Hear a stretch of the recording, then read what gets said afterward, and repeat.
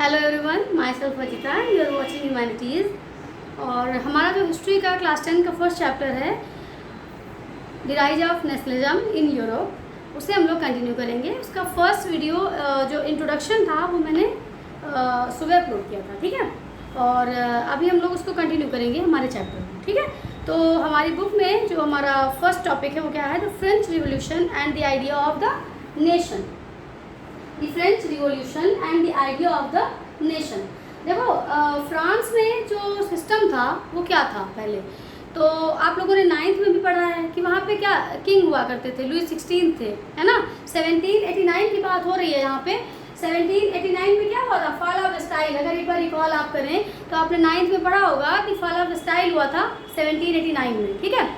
तो 1789 में वहाँ पे कौन था, किसके हाथ में पावर था, तो power was in the hands of Louis 16, है ना।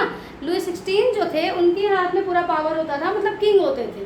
तो यही सिस्टम था वहाँ पे, मतलब जो फ्रांस था वहाँ पे जो छोटे छोटे एरियाज होते थे और वहाँ पे एक एक अलग अलग एरिया में अलग अलग किंग हुआ करते थे, ठीक। जैसा कि इंडिया में भी था, ठीक है। जैसे हमारे यहाँ ब्रिटिशर्स आए तो क्या था कि इस एरिया में कोई और किंग है, कोई और राजा है, उस एरिया में कोई और राजा है, जम्मू कश्मीर में कोई और राजा है, मणिपुर में कोई और राजा है, ऐसा सिस्टम जो था, है ना। हैदराबाद में निजाम हुआ करते थे, मतलब सब लोग अलग अलग जगह पे अपने अपने एरिया में रूल करते थे, ठीक है, ऐसा था। तो अब यहाँ पे क्या हुआ कि जब अब इसमें सिस्टम में बदलाव क्या हुआ, चेंज क्या हुआ, तो चेंज ये हुआ, the first clear expression came with the French revolution in 1789। 1789 में फर्स्ट क्लियर एक्सप्रेशन, मतलब एक क्लियर एक्सप्रेशन, एक क्लियर व्यू लोगों का सामने आया कि अब हमें ये सत्ता नहीं चाहिए, ठीक है। नेक्स्ट है, this led to the transfer of the sovereignty from the monarchy to the body of French citizens. और अगर आपको 9th का याद हो तो ये 1789 में क्या हुआ था, जो किंग थे उन्होंने क्या बुलाया था, उन्होंने एक मीटिंग बुलाई थी जो टैक्सेस इम्पोज करना था उसके लिए, है ना। तो वहाँ पे क्या हुआ था कि जो फ्रेंच सिटीजन्स थे उन्होंने क्या किया था, जाके वो जो थर्ड स्टेट के लोग थे उन्होंने वहाँ पे अंदर जाने से ही, जो वर्साए जो हॉल था वहाँ पे अंदर जाने से मना कर दिया था, ठीक है। और वो लोग बाहर आके प्रोटेस्ट करने लगे थे और प्रोटेस्ट में उन्होंने खुद को क्या नेशनल असेंबली डिक्लेयर कर दिया था। पावर पहले किसके हाथ में होता था, स्टेट जनरल के हाथ में, ठीक है। मतलब फ्रांस में पहले पॉलिटिकल बॉडी कौन थी, पॉलिटिकल बॉडी हुआ करती थी स्टेट जनरल, ठीक है। लेकिन फिर बाद में क्या हुआ कि ये जो स्टेट जनरल था उससे ट्रांसफर हो गया पावर, और ये सॉवरेनिटी जो है ये कहाँ पे आ गई, तो ये मोनार्की से किसके हाथ में आ गई, body of the French citizen. इसका नाम क्या था, नेशनल असेंबली, ठीक है। लोगों ने खुद को नेशनल असेंबली डिक्लेयर कर दिया था, जिसमें कि थर्ड स्टेट के लोग थे, है ना, थर्ड स्टेट के लोग थे इसमें। Revolution proclaim that the people set it's destiny. It's destiny mean कि जो फ्रांस था उसकी डेस्टिनी, रेवोल्यूशन ने क्या क्लियर कर दिया कि जो फ्रांस है इसका भाग्य अब हम लिखेंगे, है ना। अब राजा बहुत लिख चुके हैं, अब जो मतलब अब जो जनता है वो लिखेगी फ्रांस का भाग्य, है ना। तो क्या है, to create a sense of collective identity amongst the French people. और इसके लिए क्या किया गया, अब लोगों में जो ये अलग अलग वो जो नागरिक होते थे वो खुद को, जैसे अभी है कि हम खुद को यूपी का कहते हैं, कोई खुद को बिहार का कहता है ना। लेकिन हम लोगों को एक अगर बाहर निकलते हैं तो ये कहते हैं ना that I am an Indian, है ना, हम एक इंडियन हैं। तो लोगों को फ्रेंच नागरिक बनाने के लिए, उनको उनके एरिया से निकालने के लिए, जो कलेक्टिव बिलोंगिंगनेस लाने के लिए, लोगों में कनेक्टिविटी फील करवाने के लिए कुछ चीज़ें की गई, ठीक है, फ्रांस में। तो उसमें क्या क्या था, तो उसमें सबसे पहला क्या था, इक्वल राइट्स। लोगों में कलेक्टिव आइडेंटिटी लाने के लिए क्या किया गया, तो इक्वल राइट्स अंडर कॉन्स्टिट्यूशन, सभी को इक्वल राइट्स दिए गए, प्रोवाइड किए गए अंडर अ यूनिक कॉन्स्टिट्यूशन। मतलब एक अलग एक कॉन्स्टिट्यूशन उनका बना और उसके अंडर उनको सबको इक्वल राइट्स दिए गए, ठीक है। सेकेंड क्या है, न्यू ट्राई कलर फ्लैग, और नया फ्रेंच जो ट्राई कलर का फ्लैग है उसको इंट्रोड्यूस किया गया, ठीक है।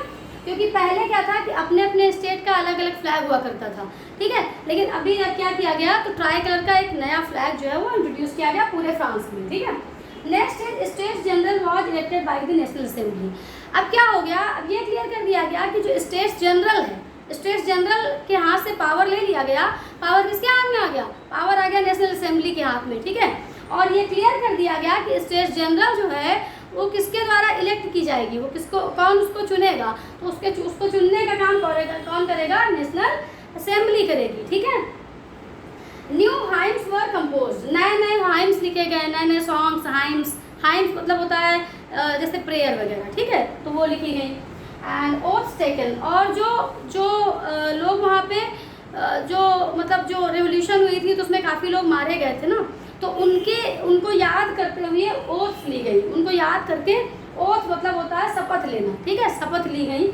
और सेंट्रलाइज एडमिनिस्ट्रेटिव सिस्टम, और एडमिनिस्ट्रेटिव सिस्टम जो है उसको सेंट्रलाइज कर दिया गया पूरे फ्रांस में, ठीक है, पूरे फ्रांस में एक तरह का एडमिनिस्ट्रेटिव सिस्टम जो है उसको इम्प्लीमेंट में लाया गया। And the next is uniform system of weights and measures. पहले क्या होता था कि अलग अलग स्टेट्स में वेट एंड मेजर्स का जो सिस्टम था वो अलग अलग था, मतलब हमारे यहाँ 1 मीटर इतना बड़ा तो किसी और के यहाँ 1 मीटर इतना बड़ा, है ना, ऐसा सिस्टम था। अलग अलग मतलब फ्रांस के अलग अलग स्टेट्स में जो किसी का 1 किलो छोटा सा, किसी का 1 किलो बड़ा सा, ऐसा सिस्टम था, ठीक है। तो इन्होंने क्या किया, इन्होंने वो मतलब uniform system weights and measures कर दिया कि मतलब एक ही इकाई पूरे फ्रांस में मानी जाएगी। अगर 1 किलो का वजन इतना है तो वही पूरे 1000 ग्राम है, मतलब, ठीक है, तो वो पूरे फ्रांस में उतना ही माना जाएगा, ठीक है, ऐसा। And last and very important is French became the common language of the nation. जो रीजनल डायलेक्ट्स थी, जो उनकी क्षेत्रीय भाषाएं थी, ठीक है, उनको डिस्करेज किया गया, और जो फ्रेंच थी, फ्रेंच जो लैंग्वेज थी, ठीक है, उसको पूरे फ्रांस में क्या किया गया, तो उसको मतलब एज अ नेशनल लैंग्वेज उसको डिक्लेयर कर दिया गया कि फ्रेंच जो है यही सब लोग बोलेंगे।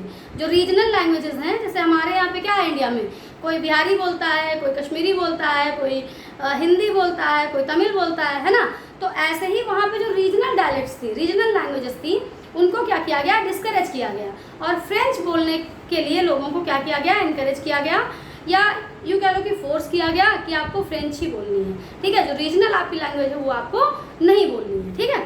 तो ये था जो फ्रांस को नेशन बनाने की दिशा में जो कुछ कोशिश की गई, कुछ प्रयास किए गए हैं उसके बारे में, ठीक है। और ये हमारा जो चैप्टर है ये हम कंटिन्यू रखेंगे, ये हमारा जो टॉपिक है इसको भी हम कंटिन्यू करेंगे, क्योंकि ये पूरा अभी इसमें नहीं हो पा रहा है, ठीक है। और इसके अलावा जो एक आइडिया था जो फादरलैंड और सिटीजन वाला, ठीक है, तो उस पर फोकस किया गया। फादरलैंड मतलब जैसे हमारे यहाँ मदरलैंड होती है इंडिया, तो यहाँ पे फादरलैंड उसको बताया गया, ठीक है, उस पर एम्फसाइज किया गया, लोगों को अपनी फादरलैंड से जोड़ा गया, है ना, ये चीज़। तो ये हमारा आज का टॉपिक जो है कंप्लीट होता है यहाँ पे। और ऐसे और वीडियोस देखने के लिए कंटिन्यू वॉच, देखते रहिए, ठीक है, keep watching and thank you very much.